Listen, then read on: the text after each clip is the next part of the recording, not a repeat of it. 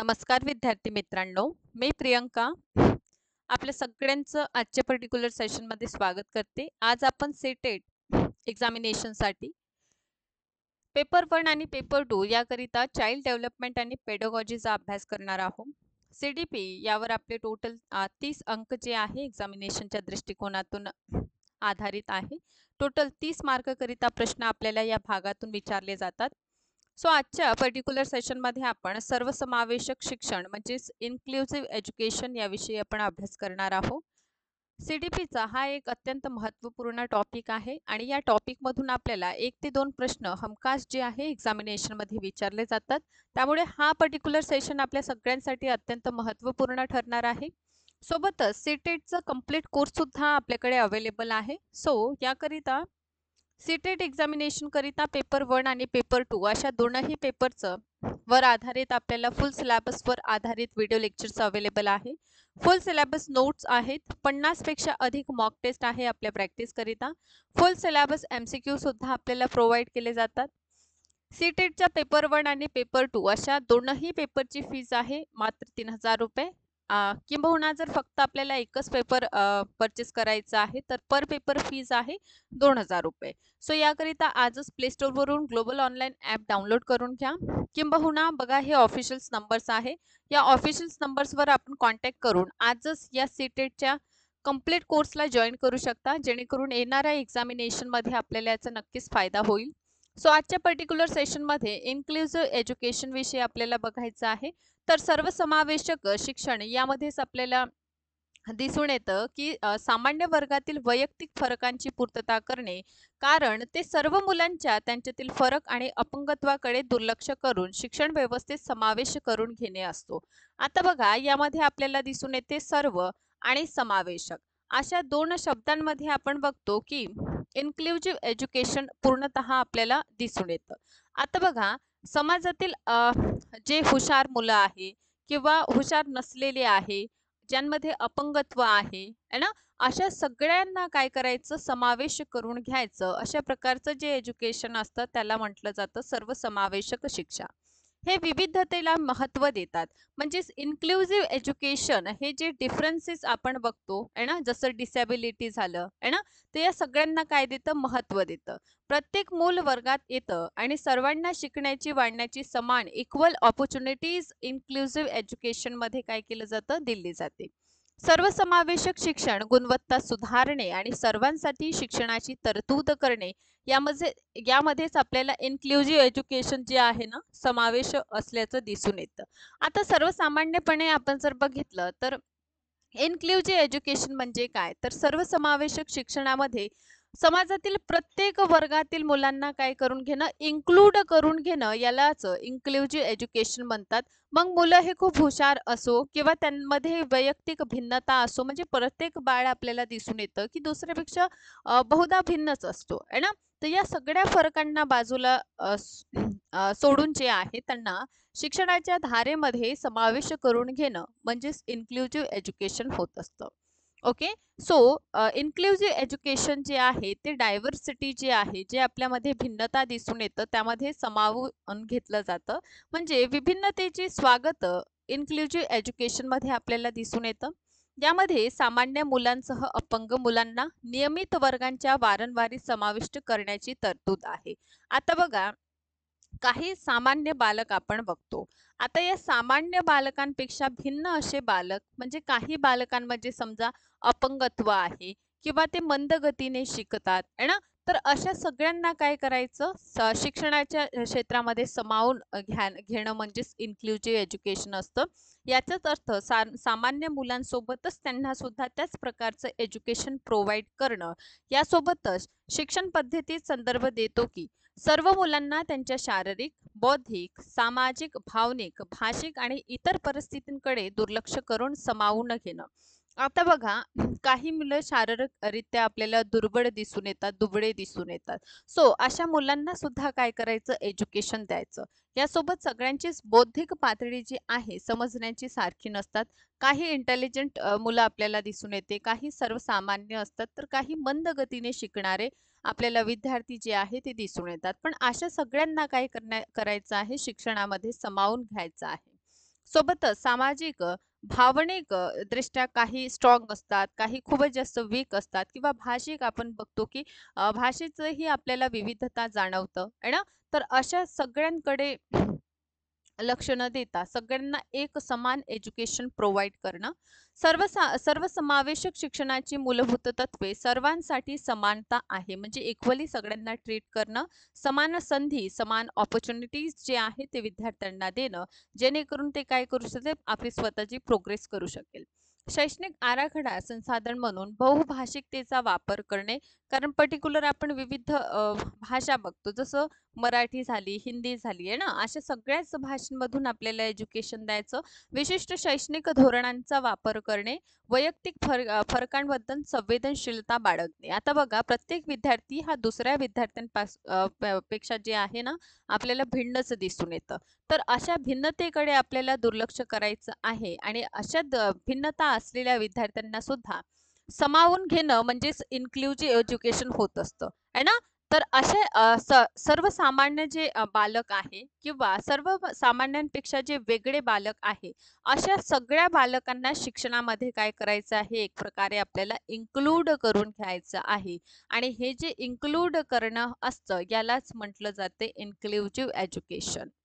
सोबतच आपण बघतो की सर्वसमावेशक शिक्षक जे आहे, समाजातील सर्वच घटक यांना शिक्षणाच्या मुख्य प्रवाहात समाविष्ट करून घेणे आणि फक्त त्यांना समाविष्टच करून घ्यायचं नाही, तर त्यांना शिकण्याची समान संधी सुद्धा देणे.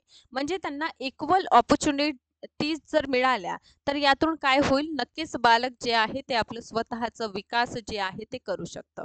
सोबतच भारत हा विविधतेने नटलेला देश आहे, ज्यामध्ये विविध जाती आहे, विविध समुदाय आहे, वेगवेगळ्या चालीरीती आपल्याला दिसून येतात. प्रत्येक विद्यार्थ्यांची आर्थिक सामाजिक पृष्ठभूमी जी आहे ते दुसऱ्यांपेक्षा भिन्न आहे.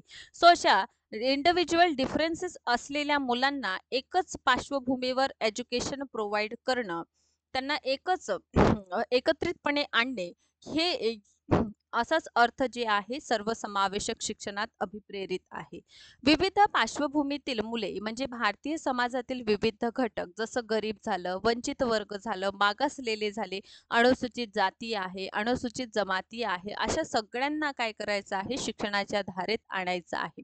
याचा अर्थ कसलाही किंवा कोणत्याही प्रकारचा भेदभाव न करता सगळ्याच मुलांना शिक्षणाच्या समान संधी सर्वसमावेशक शिक्षणामध्ये काय केलं जातं, प्रोव्हाइड केले जातं, जेणेकरून विद्यार्थ्यांना समान संधी मिळेल. आणि जर समान संधी त्यांना मिळत आहे, याचा अर्थ त्यांना स्वतःचा विकास करण्यासाठी तेवढंच समानतेचं वागणूक सुद्धा मिळेल. भारतीय समाजातील गरीब, मागास, अनुसूचित जाती, अनुसूचित जमाती साक्षरतेचे प्रमाण सामान्य वर्गांपेक्षा कमीच आहे. सो अशांसाठी काय करायचं आहे, काही संधी शिक्षणाचं उपलब्ध करून द्यायचं, जेणेकरून ते सुद्धा स्वतःचा विकास करेल. सो यातून आपल्याला दिसून येतं की पूर्णतः जर आपण इन्क्लुझिव्ह एज्युकेशनचा जर विचार केलं, तर सर्वसमावेशक शिक्षणामध्ये आपण बघतो की सर्वांना काय करायचं आहे, समान वागणूक द्यायचं आहे. सगळ्यांना विकास करण्याची समान संधी आपल्याला प्रोव्हाइड करायची आहे, जेणेकरून प्रत्येक विद्यार्थी हा स्वतःचा काय करू शकतो, विकास करू शकतो. आता बघा, अगोदर जर आपण विचार केलेलं तर अ, स्वतंत्रपूर्वी किंवा स्वतंत्र झाल्यानंतरही आपण बघतो की वेगवेगळ्या पद्धतीने शिक्षण, जसं की स्त्री शिक्षणाचा जर आपण विचार केला, तर स्त्री शिक्षणामध्ये आपण बघतो की दुर्गाबाई देशमुखची कमिटी येण्यापूर्वीचा जर क्रम बघितलं, तर त्यामध्ये जे स्त्रिया आहे यांच्या एज्युकेशनसाठी वेगळं असावं, म्हणजे समावेशी जो आता आपण बघतो बसण्याचं किंवा एकच क्लासरूम मध्ये जे आहे मुलं आणि मुली एकत्रितरित्या शिक्षण घेतात. सो अशा प्रकारचं सिस्टम अगोदर नव्हतं. ठीक आहे. तो स्त्रियांसाठी वेगळं पर्टिक्युलर सिलेबस होतं. इवन राधाकृष्णन कमिशन तुम्ही 1948 ला बघता आहे ना, स्वतंत्र भारताचा पहिला हा कमिशन आहे. आणि या कमिशन मध्ये सुद्धा स्त्री शिक्षणासाठी एक वेगळं, जसं त्यांना चांगली आई बनवायचं, चांगली माता आहे ना, चांगली गृहिणी बनवू शकेल, अशा प्रकारचं सिलेबस संबंधित आपल्याला दिसून येतं 1948च्या राधाकृष्णन आयोगमध्ये आहे ना. सो यातूनच आपण बघू शकतो की काय करायचं आहे, सगळ्यांना म्हणजे ते मुलं असो किंवा मुली असो, सगळ्यांना इक्वली ऑपॉर्च्युनिटीज काय करून द्यायचं आहे, द्यायचं आहे, जेणेकरून ते आपलं स्वतःचं काय करू शकतं, प्रगती करू शकेल. ठीक आहे. So objective of inclusive education आपण बघतो, सर्वसमावेशक एज्युकेशन जे आहे त्याचं पर्टिक्युलर उद्देश आपण बघतो की दिव्यांग मुलांना सामाजिक आणि सांस्कृतिक दृष्ट्या जे आहे जोडून विकासाच्या मुख्य प्रवाहात आणणे है ना. तर बघा, डिसॅबिलिटी आपण बघतो आणि डिसेबल चिल्ड्रन सुद्धा बघतो आपण. ठीक आहे. तर त्यांना काय करायचं आहे, त्यांना सुद्धा इक्वली जी सर्वसामान्य मुलं असतात त्यांच्या सोबतच आपल्याला एज्युकेशन द्यायचं आहे. अपंग मुलांच्या समस्या शोधून त्या सोडवण्याचा प्रयत्न करणे, जेणेकरून त्यांना सुद्धा विकासाची संधी मिळून संधी मिळताना दिसून येईल आणि ते सुद्धा स्वतःचा विकास करू शकेल. सो यातूनच आपण बघतो, अपंगत्व असो, दिव्यांग असो, मूकबधिर असो आहे ना, किंवा समाजातील मागासलेलं जे घटक आहे, या सगळ्यांना काय करायचं आहे, मेन प्रवाहामध्ये घेऊन यायचं आहे आणि शिक्षणाच्या माध्यमातून त्यांची प्रगती सुद्धा करायची आहे. तर हा अर्थ जो आहे सर्वसमावेशक शिक्षणाच्या दृष्टिकोनातून अभिप्रेरित आहे. नेक्स्ट वन आपण बघतो की मुलांमध्ये जागरूकता करणे, त्यांच्यामध्ये कुतूहलाची भावना विकसित करणे, जेणेकरून त्यांची बुद्धिमत्ता किंवा बुद्धिमान ते बनू शकेल है ना. सर्व मुलांचं मानव संसाधन क्षमतेचा उपयोग करून शिक्षण देऊन देशाच्या प्रगतीसाठी सुद्धा याचा उपयोग करणे, शैक्षणिक क्षेत्रामध्ये लोकशाहींची मूल्य रुजवणे, स्वतःच्या स्वावलंबी किंवा आत्मनिर्भर बनवण्यासाठी इन्क्लुझिव्ह एज्युकेशन जे आहे ते इम्पॉर्टंट आहे. अभ्यासादरम्यान सर्व मुलांचे गैरसमज दूर करण्याचा प्रयत्न करणे, जेणेकरून त्यांच्या विकासात कोणत्याही प्रकारचा अडथळा जो आहे तो येणार नाही. आता बघा, या ठिकाणी आपल्याला दिसून येते अभ्यासक्रम, पर्टिक्युलर करिक्युलम. सो करिक्युलम विषयी जर आपण विचार केला तर एक पर्टिक्युलर वर्ग आपण जर विचार केला तर त्या वर्ग आधारित किंवा जे मुलं आहे त्यांचं गट जे आहे किंवा जे वयामध्ये ते आहे त्यांना ते पाहूनच काय केलं जातं, सिलेबस तयार केलं जातं. जेणेकरून काय होईल, समजा पहिली कक्षा वर्ग पहिला जर आपण विचार केला तर वर्ग पहिलेतील मुलांचं जे तुम्ही पाठ्यपुस्तक जरी बघितलं किंवा अभ्यासक्रम जरी बघितलं तर त्यामध्ये नक्कीच तुम्हाला चित्रात्मक पद्धतीने जास्त रंगवलेलं दिसून येते, जेणेकरून काय होणार की ते बघून सुद्धा खूप जास्त त्यांच्या माइंडवर काय करू शकतो, आपण परिणाम करू शकतो. यातून काय होईल, त्यांना समजशक्ती जी आपण म्हणतो, अंडरस्टँडिंग लेवल ज्याला आपण म्हणतो, ते वाढत राहील है ना. इतकंच नाही तर मुलांमध्ये नैतिक मूल्य रुजवणे. आता बघा, नैतिकता हे कुठेही दिलेली नाही, पण value education is the most important part असतं. का बरं असणार हे, ऑब्व्हियसली त्यामध्ये आपण बघतो की आपले जे व्हॅल्यूज आहे है ना, ते कुठेही आपल्याला लिहिलेले दिसून येणार नाही, पण व्हॅल्यूज सगळ्यांनाच माहित आहे है ना. हा, चला. तर नेक्स्ट वन आपण बघतो, पुअर म्हणजे गरीब आणि मागासवर्गीय मुलं आणि त्यांच्या शिक्षणासंबंधित काय असं करायला हवं. तर गरीब म्हणजे अशी परिस्थिती ज्यामध्ये एखादी व्यक्ती त्यांच्या मूलभूत गरजा पूर्ण करू शकत नाही.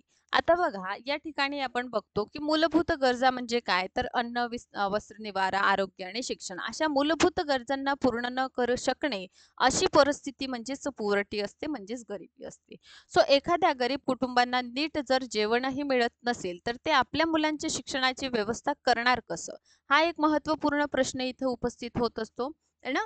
गरिबांचे दुष्परिणाम या वर्गातील मुलांवर पडतात आणि त्यामुळे ते एज्युकेशन घेत नाही है ना. सो शिक्षण हा मूलभूत अधिकार आहे असं घोषित झाल्यानंतर मुलांना फ्री एज्युकेशन दिल्याचं आपण बघतो. शिक्षण हक्क कायदा आहे जे 2009 मध्ये आलेला आहे आणि 2009 मध्ये आपण बघतो की राईट टू एज्युकेशन जे आहे त्या अंतर्गत जे आहे सगळ्याच मुलांना है ना फ्री आणि मोफत एज्युकेशन सोबतच शाळेतील कपडे किंवा पाठ्यपुस्तक जे आहे ते मुभा देण्यात आलेली आपल्याला दिसून येईल. सो मूलभूत शिक्षणामध्ये मुलांना मोफत आणि सक्तीचे एज्युकेशन केले, कंपल्सरी एज्युकेशन केलं. गरिबीमुळे पालक जर मुलांना शाळेत पाठवण्याची कामावर पाठवत आहे तर त्यांच्या विकासात अडथळा येतात.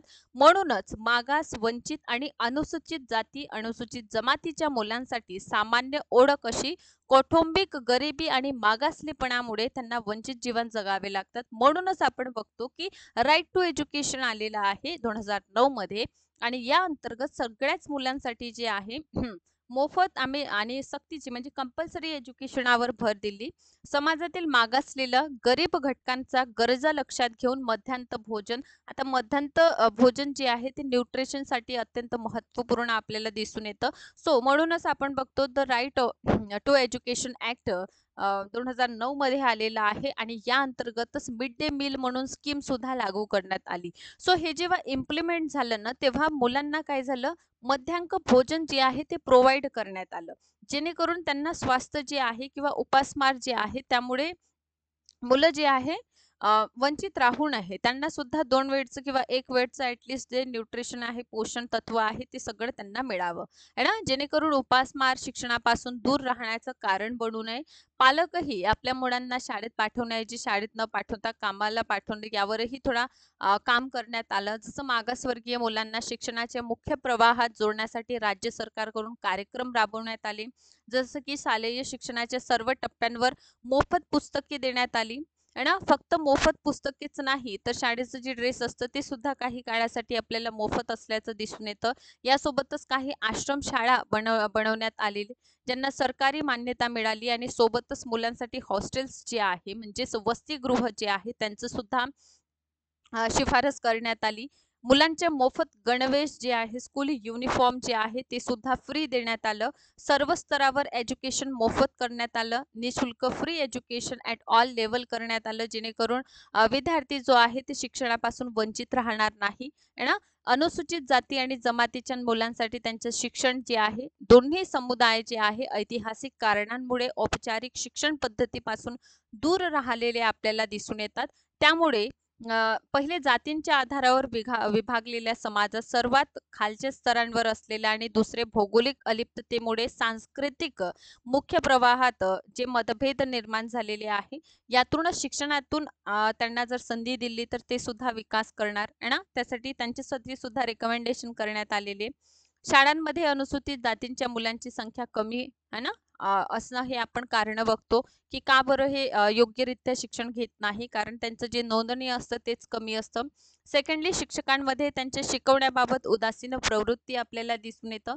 पाठ्यक्रमांमध्ये त्यांच्या स्थानीय गोष्टी आणि उदाहरण नसते, फक्त रटाळ पद्धती असणे, त्यामुळे सुद्धा विद्यार्थी हा स्किप करून देतं एज्युकेशन, आहे ना. त्यांचे बौद्धिक क्षेत्रातील मागासलेपणा, गरिबी आणि या वर्गात शिक्षणाचा प्रचाराचा अभाव किंवा शिक्षणाविषयी जागृती नसणे हे सुद्धा एक महत्त्वपूर्ण कारण आहे. भारत स्वातंत्र्य झाल्यानंतर भारतीय राज्यघटनेत शिक्षण आणि इतर हक्कांसाठी वंचित असलेल्या समाजांच्या उद्धारासाठी विशेष तरतुदी करण्यात आलेल्या. भारतीय राज्यघटनेची कलम 15 फोर्थ आहे, 45 आहे आणि 46 अनुसूचित जाती अनुसूचित जमातीच्या मुलांना शिक्षण देण्याची संधी जी आहे ते राज्यांची वचनबद्धता नमूद करण्यात आलेली आपल्याला दिसून येतं. सोबतच विविध पार्श्वभूमीतील मुलांना योग्य समावेश करण्यासाठी सुद्धा सूचना देण्यात आलं, जसं संस्थात्मक सुधारणा, आहे ना. एज्युकेशनल जे इन्स्टिट्यूट आहे त्या संबंधित रिकमेंडेशन, सतत दुर्लक्ष आणि बहिष्काराचा सामना करणाऱ्या अनुसूचित जाती आणि अनुसूचित जमातींसाठी विशेष मुलांच्या शाळांची व्यवस्था आणि व्यवस्थापन करणे, ह्या सगळ्या रिकमेंडेशन आपल्याला दिसून येतात की इन्क्लुझिव्ह एज्युकेशन अंतर्गत जे आहे ते करण्यात आलेलं आहे. याचाच अर्थ सर्वसमावेशक शिक्षा म्हणजे काय, तर सर्वसमावेशक शिक्षणामध्ये आपण बघतो की समाजातील सगळेच जे घटक आहे अशा सगळ्या घटकांना काय करून घेणं, इन्क्लूड करून घेणं, यालाच इन्क्लुझिव्ह एज्युकेशन असं म्हणतात. आणि यातून नक्कीच आपल्याला प्रश्न जे आहे ना दिसून येतं, त्यामुळे योग्यरित्या आपल्याला या भागातून विचारलेल्या प्रश्नांचं उत्तर करायचं आहे. सेकंडली, अशाच प्रकारे सेशनला बघत राहा. सेशनला लाईक करा, शेअर करा, चॅनलला सबस्क्राईब करा आणि या संबंधित MCQs आणि PYQs ॲपवर अवेलेबल आहे, तर त्यांना सुद्धा सोडवा, जेणेकरून एक्झामिनेशनमध्ये या टॉपिकमधून कोणताही प्रश्न जरी आलेलं तर आपण योग्यरित्या आन्सर करू शकता. Thank you so much.